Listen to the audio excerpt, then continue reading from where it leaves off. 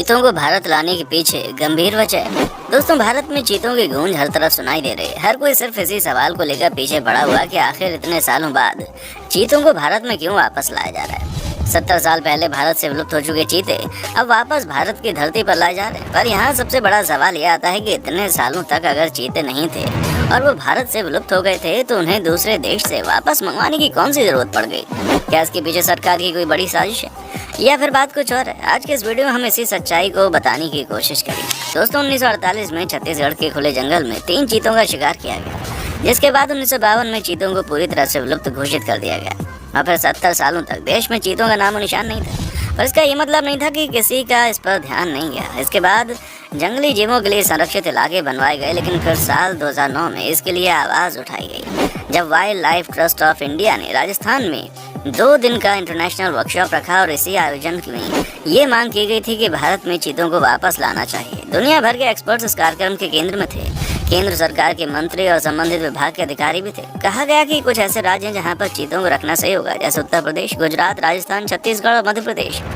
Experts का कहना था कि इन 5 राज्यों में किसी में भी चीतों को रखा जा सकता है। उनके हिसाब से यहाँ पर वातावरण बिल्कुल बढ़िया है, लेकिन फिर बाद में तय किया गया कि नहीं, हमें कुछ सर्वे और बारीक जांच करनी होगी ताकि हम चीतों को भारत लाएं तो अच्छी तरह से उनका संरक्षण किया जा सके।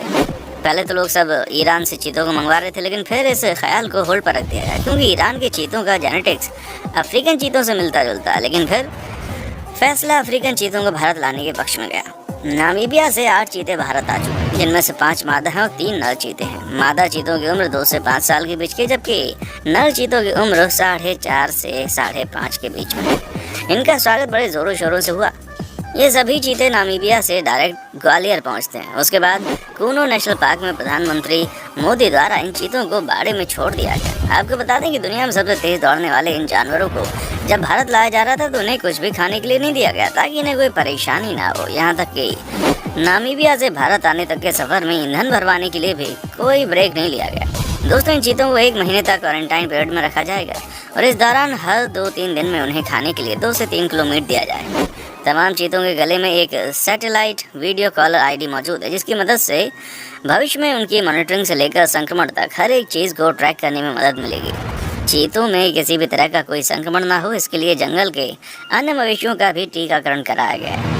दक्षिण अफ्रीका की सरकार और वन्य जीव विशेषज्ञ इन पर नज़र रखेंगे। चीतों को भारतीय मौसम से लेकर यहाँ के माहौल में ढलने से 1 से 3 महीने का वक्त लग सकता है। कूनो नेशनल पार्क में अफ्रीका के चीतों के लैंड करते ही यहाँ का इकोसिस्टम बदल गया।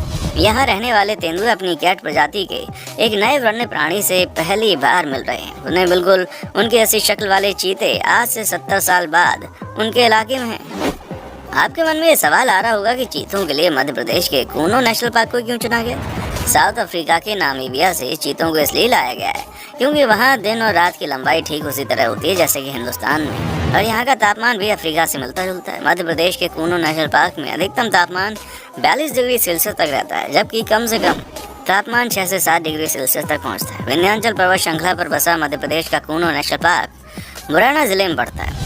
साल 2018 में इसे राष्ट्रीय उद्यान का भी दर्जा दिया गया। दरअसल 748 वर्ग किलोमीटर में फैला कूनो नेशनल पार्क 10 अलग अलग जगहों के सर्वे के बाद फाइनल किया गया क्योंकि यहाँ का रिकॉर्ड सबसे अच्छा रहा है। चीतों को अच्छे शिकार की जरूरत होती है। कूनो नेशनल पार्क में छोटे छोटे हिरण और सुअर की घनी आबादी मौजूद है।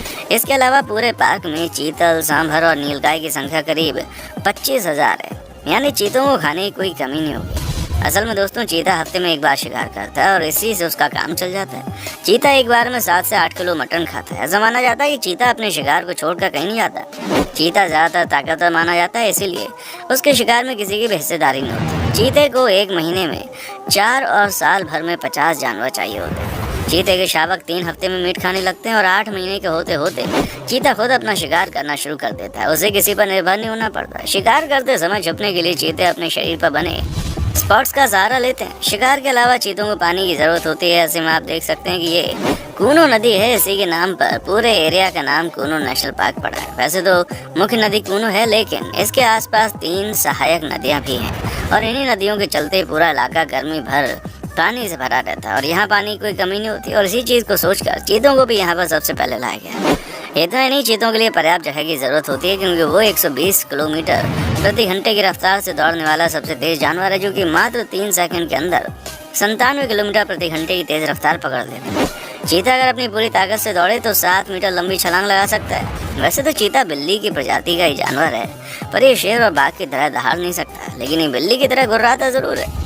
दोस्तों 8 चीतों का हिंदुस्तान की ज़मीन पर आना कोई घटना नहीं है, बल्कि ऐसी ज़रूरत है जिसका पूरा होना बहुत ज़रूरी था। चीतों के विलुप्त होने से भारतीय ग्रासलैंड की इकोलॉजी पूरी तरह से ख़राब हो गई थी, जिसे ठीक करना बहुत ज़्यादा ज़रूरी था। और अब भारत में चीतों के आ जाने से बिगड़ी हुई इकोलॉजी को ठीक करने की शुरुआत हो गई है।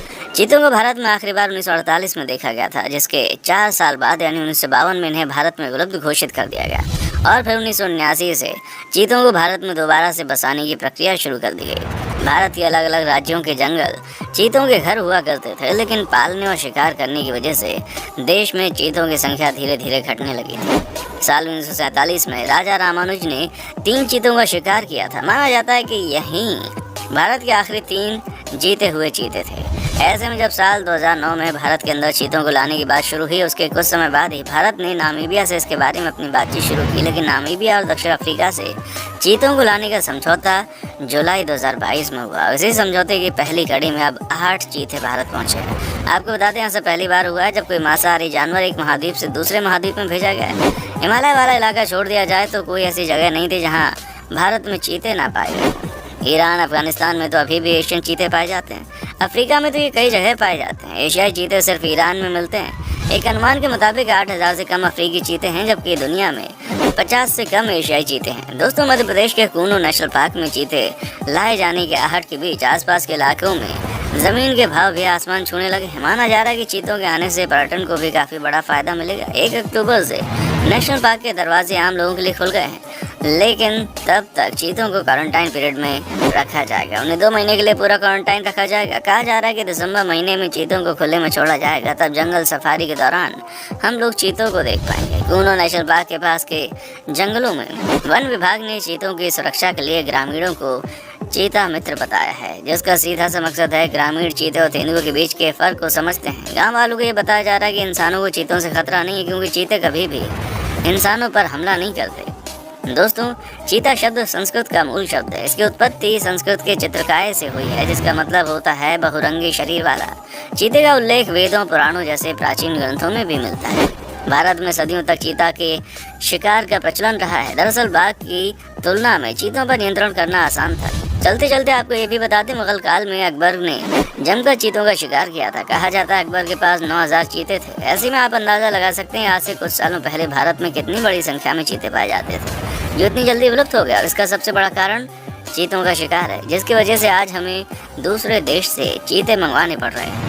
तो दोस्तों ये थी चीतों से जुड़ी कुछ ऐसी खास जानकारियाँ, जिसे सुनने के बाद हमें पूरा यकीन है कि आप भी भारत में आने वाले इन चीतों को देखने के लिए ज़रूर जाएंगे। बाकी आपका इन पर क्या कहना है कमेंट सेक्शन में आकर बता।